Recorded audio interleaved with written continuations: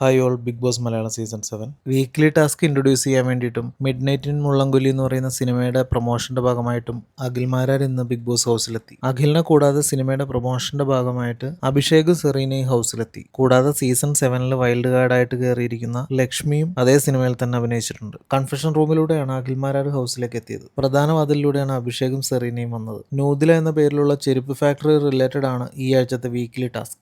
നൂറയാണ് factory മുതലാളി, Jishin നൂറയുടെ manager, അക്ബറാണ് തൊഴിലാളി നേതാവ്. ബാക്കിയുള്ളവരിൽ നിന്ന് 7 പേരെ തൊഴിലാളികളായും തിരഞ്ഞെടുത്തിട്ടുണ്ട്. മികച്ച രീതിയിൽ ചെരുപ്പുകൾ ഉണ്ടാക്കി കാശ് സമ്പാദിക്കുക എന്നുള്ളതാണ് ടാസ്ക്. കോയിൻസ് ആയിരിക്കും നൽകുന്നത്. അതുപോലെ തന്നെ മോശം ചെരുപ്പുകൾക്ക് ബ്ലാക്ക് കോയിൻസ് ആയിരിക്കും നൽകുക. ഏറ്റവും കൂടുതൽ ബ്ലാക്ക് കോയിൻസ് കിട്ടുന്ന ആള് അടുത്ത ആഴ്ച ഡയറക്റ്റ് നോമിനേഷനിലേക്ക് പോകും. ഒരു മുതലാളി തൊഴിലാളി പ്രശ്നമൊക്കെ ഉണ്ടാക്കാൻ പറ്റിയൊരു നല്ല ടാസ്ക് ആണ് എന്തായാലും ബിഗ് ബോസ് കൊടുത്തിരിക്കുന്നത്. ഏതായാലും എല്ലാവരും ഇപ്പോഴേ തന്നെ പ്ലാനിംഗ് ഒക്കെ സ്റ്റാർട്ട് ചെയ്തിട്ടുണ്ട്. ടാസ്ക് എക്സ്പ്ലെയിൻ ചെയ്ത് കൊടുത്തതിന് ശേഷം മിഡ് നൈറ്റ് ഇൻ മുള്ളംകൊല്ലിയുടെ ട്രെയിലർ കാണിച്ചു കൊടുത്തു. അതിനുശേഷം സിനിമയുടെ വിശേഷങ്ങളും ഒപ്പം അഭിഷേകും സെറീനയും ഒക്കെ അവർ സിനിമയിൽ എത്തിപ്പെട്ടതിന്റെ എക്സ്പീരിയൻസ് ഒക്കെ ഷെയർ ചെയ്തു. കൂടാതെ ഹൗസ് മേറ്റ്സിന്റെ ചോദ്യങ്ങൾക്കുള്ള മറുപടിയൊക്കെ നൽകി കുറച്ച് സമയം കൂടെ അവർ ഹൗസിൽ സ്പെൻഡ് ചെയ്തിട്ട് ബിഗ് ബോസ് പറഞ്ഞതനുസരിച്ച് എല്ലാവരുടെയും യാത്ര പറഞ്ഞ് അവർ ഹൗസിൽ നിന്ന് പോയി. ഇനിയിപ്പോൾ എല്ലാവരും വീക്ക്ലി ടാസ്കിന് വേണ്ടിയിട്ടുള്ള വെയിറ്റിംഗ് ആണ്. നമുക്കും അതിന്റെ വിശേഷങ്ങൾക്കായി കാത്തിരിക്കാം. താങ്ക്